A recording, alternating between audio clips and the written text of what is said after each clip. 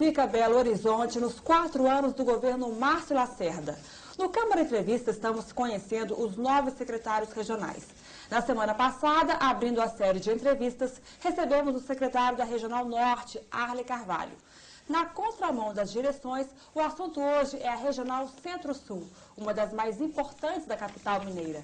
Afinal, é nessa região onde está concentrada a região central. A região Centro-Sul é formada por 49 bairros. Possui uma área territorial de cerca de 33 quilômetros quadrados e uma população superior a 260 mil habitantes.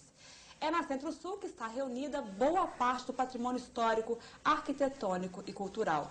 Sobre essa região, eu converso agora com o vereador Fred Costa, o mais bem votado na última eleição na região Centro-Sul. Vereador, é um prazer recebê-lo no Câmara Entrevista, ainda mais para falar sobre sua casa.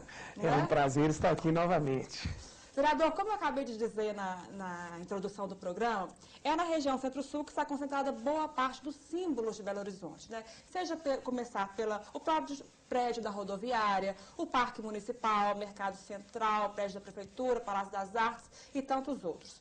O senhor acha que essas áreas, que são tão importantes para Belo Horizonte, estão sendo preservadas adequadamente? Você citou em alguns locais, eu poderia citar outros traços, como a Prefeitura, a Assembleia Legislativa, o Parque das Mangabeiras, a Catedral da Boa Viagem, e aqui nós ainda falamos de pontos, cada um com a sua especificidade. Nós temos duas grandes áreas verdes, o Parque Municipal e o Parque das Mangabeiras. E temos o centro, que Belo Horizonte não é diferente de qualquer outra cidade, traz várias pessoas, inclusive da região metropolitana. Vale lembrar que numa cidade de 2,5 milhões de habitantes, o centro da cidade, durante o período Natal, recebe em média 1,5 milhão de pessoas. Durante o restante do ano, pelo menos 1 milhão de pessoas. Ou seja, esse acúmulo de pessoas não é fácil de você organizar. E, nesse sentido, a gente tem que valorizar os esforços da última gestão,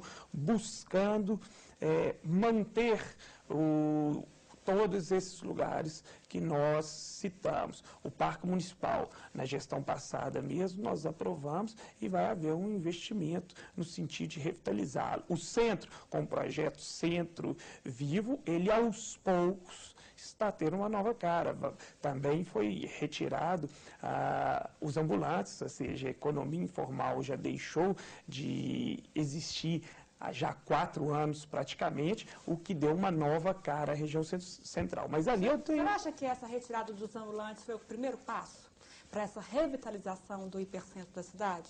Olha, um passo importante. A economia informal num país de contraste social é importante para que as pessoas tenham daquela atividade o seu sustento. Mas para a organização da cidade isso é extremamente maléfico. Então, sabiamente, o prefeito daquela oportunidade, ele buscou um espaço para que essas pessoas mantivessem a sua atividade e dessa forma também desobstruiu as calçadas e minimizando, inclusive, o impacto de poluição visual. O projeto Olho Vivo já mudou alguma coisa no centro da cidade, não já? Depois da instalação das câmeras de vigilância? No centro da cidade, o Olho Vivo demonstrou ter alguma eficácia, mas a pessoa, infelizmente, não deixa de cometer o delito. Ele só não comete ali em frente à câmera, comete na outra esquina.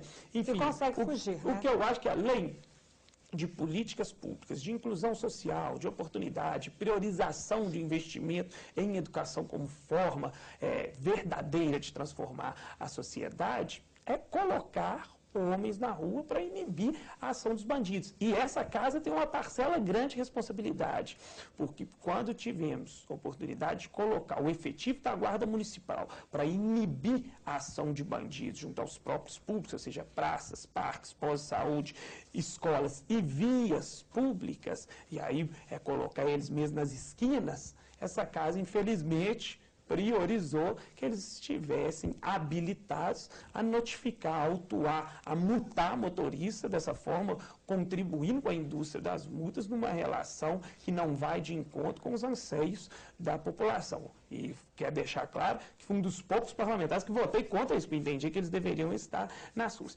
Então, o que eu acho é que tem que priorizar o investimento em segurança pública e investimento em melhoria de trânsito. Melhoria de trânsito de duas formas. Primeiro, com obra viária e, além disso, com transporte coletivo eficaz. E aí, eu não poderia deixar de dizer uma importante obra viária que lutei muito, inclusive, com um apoio ostensivo no orçamento participativo, que é a alça do Belvedere. É inadmissível que naquele trevo do BH Shopping, um local onde passam por dia 120 mil carros. E a tendência é só aumentar, né, vereador? Porque a quantidade de condomínios que estão sendo construídos em direção à Nova Lima é uma coisa assustadora.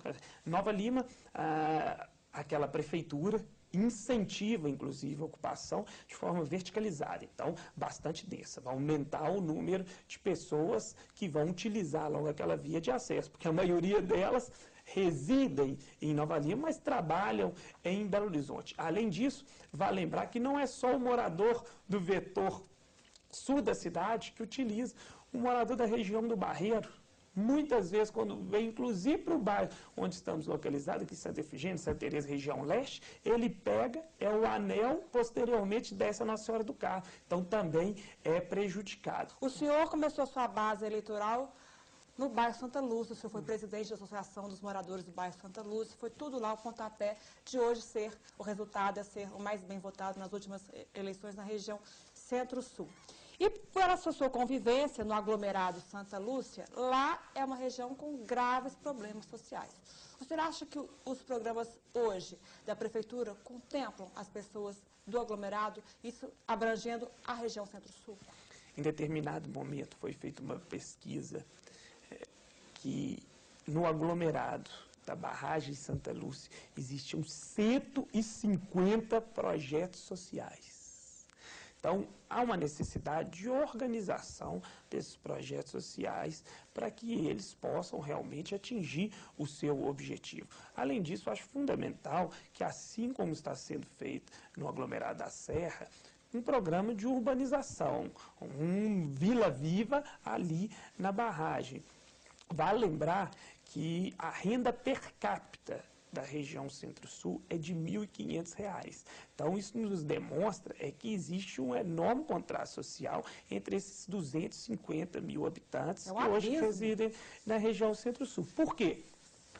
Nós temos ali índice de desenvolvimento humano, IDH, semelhante ao dos países nórdicos, ou seja, os mais altos do mundo nos bairros de camadas de classe mais privilegiadas. E nos três aglomerados, a gente tem índice de desenvolvimento humano do nível da Bolívia, que é o país que tem o menor índice dentro da América do Sul. Ou seja, há uma grande necessidade realmente de investimento público, também de projetos sociais, de parceria público e privado, no sentido de melhorar a qualidade de vida nesses aglomerados. Senador, para nós encerrarmos a entrevista, se o senhor pudesse pontuar ao secretário quais deveriam ser as prioridades da regional Centro-Sul, quais o senhor citaria? Para os bairros, que seria a questão da segurança e também de obra viária e de transporte público coletivo, no sentido de melhorar o trânsito. E nos aglomerados, investimento, sobretudo, na urbanização e em projetos sociais. E aí, cada um desses bairros tem as suas especificidades também, que seria prioridade para os bairros. Posso citar aqui o Belvedere. O Belvedere, nós estamos tendo uma pequena movimentação de início de favelização num pontinho logo na entrada, no acesso em frente à barragem. Ou seja, aquilo lá nós temos que conter. Da mesma forma, observei ontem o início de deslizamento, que corre o risco, inclusive, de obstrução da Nossa Senhora do Carmo, uma importante via de ligação da região Centro-Sul. E no São Bento de Santa Lúcia, nós temos pontos de deslizamento, até locais que também precisam de recapeamento. Ou seja, são problemas bem locais. Agora, prioridade para mim seriam realmente os 4 que eu coloquei anteriormente. Vereador, muito obrigada pela entrevista. Depois eu quero que o senhor volte para nos contar como que está o andamento dos trabalhos dessa frente parlamentar pela alça Centro-Sul. Vai ser um prazer estar aqui, mas eu quero voltar para comunicar que as obras estão iniciando e dessa forma nós não teremos mais como ver com aquele problema que eu considero caótico na região. Ok, muito obrigada.